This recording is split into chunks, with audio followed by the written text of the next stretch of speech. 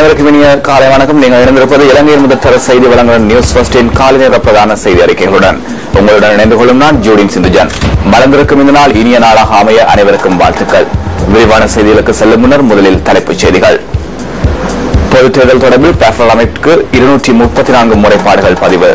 காணாமற் போனவர்கள் தொடர்பான ஜனாதிபதி ஆணைக்குழுவின் அமர்வு வெளியோயா பிரதேச செயலக பிரிவில் இன்று. பெரியமடுக்காட்டில் சட்டவிரோதமாக முன்னெடுக்கப்பட்ட கட்டிட நிர்மாண பணிகள் மற்றும் காடழிப்பு தொடர்பில் விசாரணை.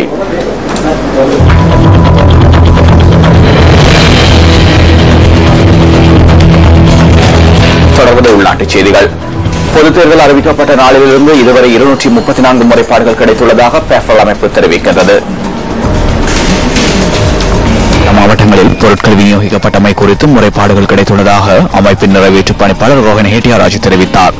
பிரசார நடவடிக்கைகள் தொடர்பான 18 முறைப்பாடுகளும் அரசு சொத்துகள் தவறான முறையில் பயன்படுத்தப்பட்டமை தொடர்பாக 53 முறைப்பாடுகளும் பதிவானதாக அவர் குறிப்பிட்டார். அத்துடன் நாட்டின் பல பகுதிகளிலும் மதுபானம் விநியோகிக்கப்பட்டமை தொடர்பான முறைப்பாடுகளும் தமக்கு கிடைக்கப்பெற்றுள்ளதாகவும் ரோஹன் ஹேட்டியாராஜ் தெரிவித்தார். இவ்வாறாயினும் வேட்பாளர்களுக்கு அச்சுறுத்தல் விடுக்கப்பட்டமை தொடர்பான பாரிய சம்பவங்கள் எதுவும் தமக்கு பதிவாகவில்லை எனவும் பேஃபல் அமைப்பின் நிறைவேற்று பணிப்பாளர் ரோஹன் ஹேட்டியாராஜ் மேலும் தெரிவித்தார். இதேவேளை பொருட்கள் விநியோகிக்கப்பட்டமை தொடர்பான முறைப்பாடுகள் தமது அமைப்பிற்கும் பதிவாகியுள்ளதாக கெஃபே அமைப்பு தெரிவிக்கின்றது. இந்த நிலையில் பொதுத் தேர்தல் தொடர்பில் 199 முறைப்பாடுகள் கிடைத்துள்ளதாக தேசிய தேர்தல் கண்காணிப்பு மத்திய நிலையத்தின் தேசிய அமைப்பாளர் ரசாங்க ஹரிச்சந்திர தெரிவித்தார்.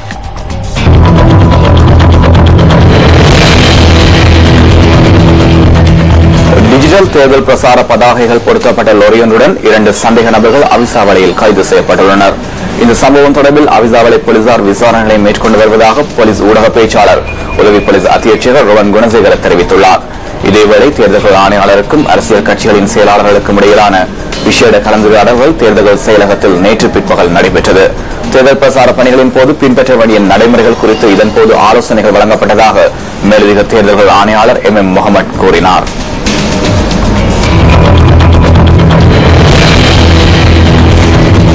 தேர்தல் மேடைகளில் தெரிவிக்கப்பட்ட கருத்துகள் சில அடுத்து.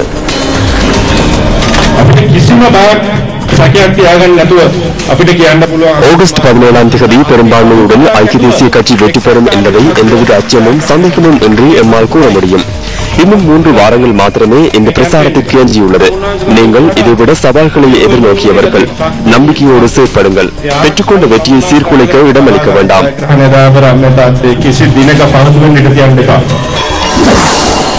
මේ මැතිවරණයේදී සංධානයට ජයග්‍රහණය කරන්න පුළුවන්.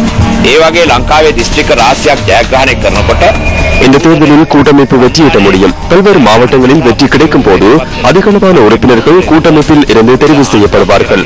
அந்த பெரும்பான்மையுடன் நாம் அரசாங்கம் ஒன்றை உருவாக்க முடியும்.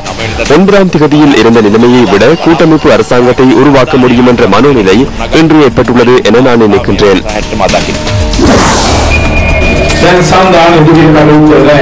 தற்போது கூட்டமைப்பின் உறுப்பினர்களால் எதையும் கூற முடியாது. மஹிந்த ராஜபக்ச கொத்தமல்லி தொடர்பில் கலைக்கின்றார்.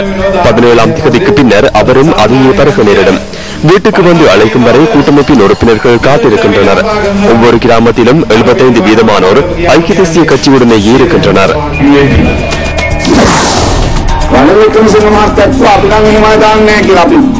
அப்படியானவர்களுக்கு வாய்ப்பளிக்க வேண்டாம் என ரணில் விக்ரமசிங்க கூறினார். தற்போது என்ன நடந்துள்ளது? முன்னர் இருந்தவர்களும் பட்டியல்களில் உள்ளனர்.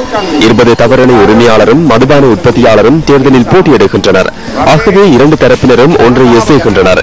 இவர்கள் தொடர்பில் மக்கள் தீர்மானிக்க வேண்டும்.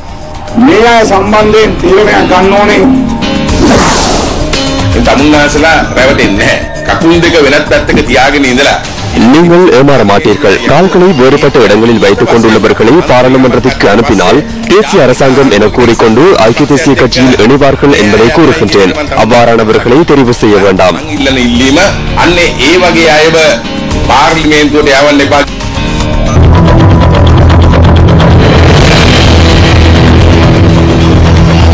காணாமற் போனவர்கள் தொடர்பான முறைப்பாடுகளை விசாரணை செய்யும் ஜனாதிபதி ஆணைக்குழுவின் அமர்வு இன்று வெளியோயா பிரதேச செயலக பிரிவில் இடம்பெறவுள்ளது. பதவிய பிரதேச செயலகத்தில் நேற்று நடைபெற்ற அமர்வின் போது மக்களின் சாட்சியங்கள் பதிவு செய்யப்பட்டதாக ஆணைக்குழுவின் செயலாளர் HW குணதாச தெரிவித்துள்ளார். புதிதாக 72 முறைப்பாடுகளும் இதன்போது பதிவு செய்யப்பட்டுள்ளன. காணாமற் போனோர் தொடர்பில் வெளியோயா மக்களிடமிருந்து 60 முறைப்பாடுகள் கிடைத்துள்ளதாக ஜனாதிபதி ஆணைக்குழுவின் செயலாளர் குறிப்பிட்டுள்ளார். காணாமற் போன தொடர்பான முறைப்பாடுகளை விசாரணை செய்யும் ஜனாதிபதி ஆணைக்குழு ஏற்கனவே யாழ்ப்பாணம், கிளிநொச்சி, முல்லைத்தீவு, வவுனியா, திருகோணமலை மற்றும் மட்டக்களப்பு உள்ளிட்ட பல்வேறு பகுதிகளிலும் அமர்வுகளை நடத்தியிருந்தமை குறிப்பிடத்தக்கது.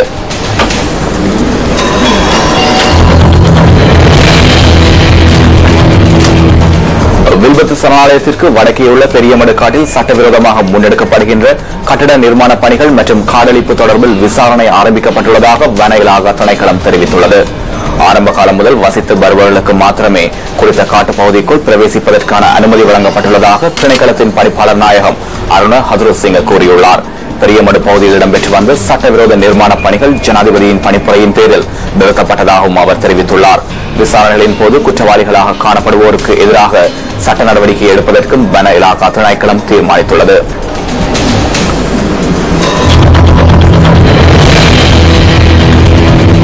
கொழும்பு பேஸ்லைன் வீதி ரயில் கடவை விபத்து அபாயமுள்ள பகுதியாக மாறியுள்ளது.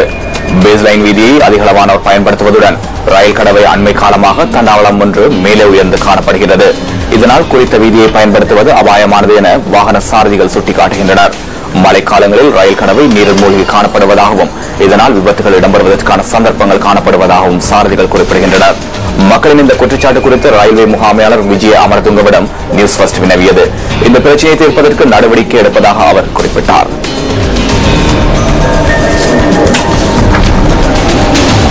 இதுதான் நியூஸ் ஃபர்ஸ்டின் காலை நேர பிரதான செய்தி அறிக்கைகள் நிறைவு பெறுகின்றன. தொடர்ந்து மனிதர்கள் நியூஸ் ஃபர்ஸ்டின் 10:25 மணித்தியால செய்திகளுடன். வணக்கம்.